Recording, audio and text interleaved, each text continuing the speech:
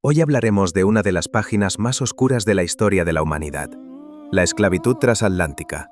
La esclavitud de millones de africanos, arrancados de su tierra y llevados a América en barcos negreros.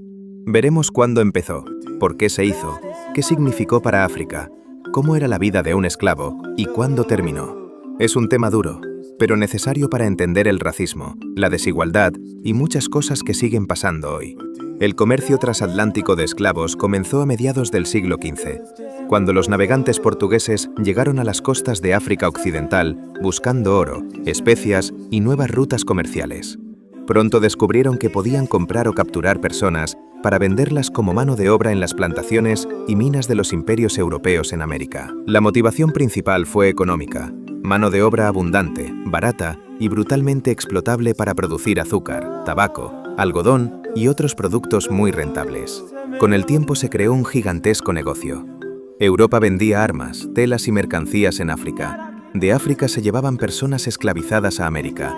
Y desde América volvían a Europa materias primas producidas por esos esclavos. A esto se le llamó el comercio triangular. Los africanos esclavizados se usaban principalmente para trabajar en plantaciones de azúcar, tabaco, algodón y café, en minas de oro y plata, en la construcción de ciudades, puertos y fortificaciones, y en trabajos domésticos en casas de colonos ricos. Los dueños consideraban a las personas esclavizadas como propiedad, no como seres humanos con derechos. Podían comprarlas, venderlas, castigarlas e incluso matarlas sin casi consecuencias legales. Para África, la esclavitud transatlántica fue una tragedia masiva. Millones de personas fueron arrancadas de sus comunidades, jóvenes fuertes en edades de trabajar y tener hijos. Eso debilitó a muchas sociedades africanas. Este tráfico de personas alimentó guerras internas, ya que algunos reinos y jefes locales capturaban a enemigos o incluso a su propia gente para venderla a los europeos a cambio de armas y productos. A largo plazo, esto dejó heridas profundas, pérdida de población, inestabilidad política y un desarrollo económico frenado. Las capturas ocurrían de varias formas. Guerras entre reinos africanos, donde los prisioneros eran vendidos como esclavos. Redadas nocturnas en aldeas, organizadas por traficantes y aliados locales. Engaños, promesas falsas de trabajo o comercio que terminaban en secuestro. Una vez capturadas, las personas eran encadenadas y obligadas a caminar largas distancias hasta la costa. Muchos morían en esas marchas por el hambre, la sed, el cansancio o los castigos. El viaje desde África hasta América se llamaba el pasaje medio y fue uno de los capítulos más inhumanos de la historia. Los esclavizados eran encadenados en las bodegas de los barcos, apretados cuerpo contra cuerpo, casi sin espacio para moverse. Las condiciones eran asfixiantes: calor, falta de aire, suciedad extrema, enfermedades y violencia constante. Muchos morían por infecciones, desnutrición, deshidratación o suicidio. En algunos barcos, una parte importante de las personas no llegaba viva al otro lado del Atlántico. Cuando los barcos llegaban a América, las personas esclavizadas se preparaban para la venta. Las lavaban, les untaban aceite en la piel para que parecieran más sanas, incluso les tapaban heridas. Se organizaban subastas públicas. Los compradores examinaban a los hombres, mujeres y niños como si fueran animales. Miraban músculos, dientes, cicatrices. Los separaban por fuerza, edad y habilidades, sin respetar familias ni lazos afectivos. Madres separadas de hijos, parejas destruidas, hermanos repartidos entre distintos dueños. Para muchos, ese día era el verdadero inicio de una vida de esclavitud.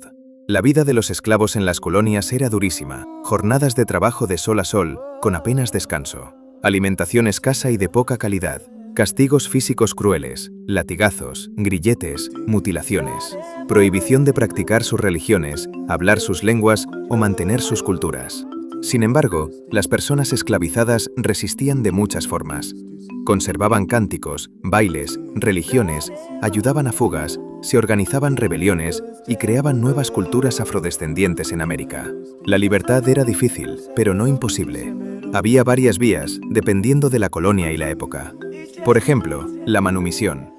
El dueño concedía la libertad por decisión propia, a veces como recompensa o en un testamento.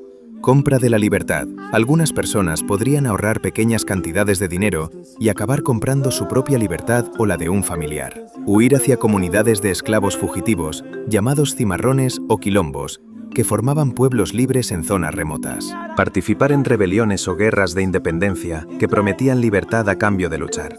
Aún así, la mayoría de las personas esclavizadas nunca llegó a ser libre durante su vida. La esclavitud transatlántica fue la base económica de muchas potencias europeas y colonias americanas. La riqueza generada por el trabajo esclavo ayudó a financiar el crecimiento de puertos, bancos y compañías comerciales en Europa, el desarrollo de ciudades y plantaciones en América, la acumulación de capital que más tarde alimentó la revolución industrial. En cambio, África sufrió una pérdida enorme de población y de fuerza de trabajo, lo que frenó su desarrollo económico y la dejó vulnerable a la colonización posterior. El fin de la esclavitud no llegó de golpe, sino poco a poco y en distintos lugares. Presiones morales, religiosas, económicas y, sobre todo, la resistencia de los propios esclavos y las revueltas llevaron a su abolición. A finales del siglo XVIII y principios del XIX, varios países europeos empezaron a prohibir la trata de esclavo, aunque la esclavitud interna continuó. En Haití, una gran rebelión de esclavos llevó a la independencia en 1804 y a la abolición de la esclavitud en ese territorio. Durante el siglo XIX, la mayoría de países americanos fueron aboliendo la esclavitud, hasta que las últimas grandes aboliciones llegaron en la segunda mitad de ese siglo.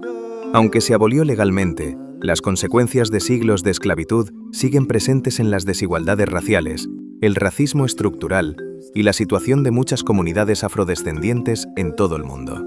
La esclavitud transatlántica no es solo un tema del pasado. Sus huellas están en la economía, en la cultura, en el racismo y en la vida diaria de millones de personas.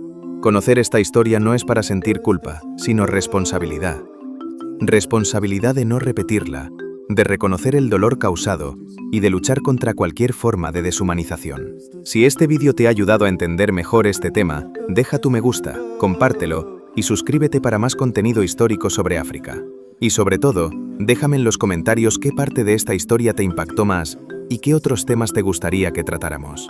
Muchas gracias por estar ahí. Nos vemos muy pronto.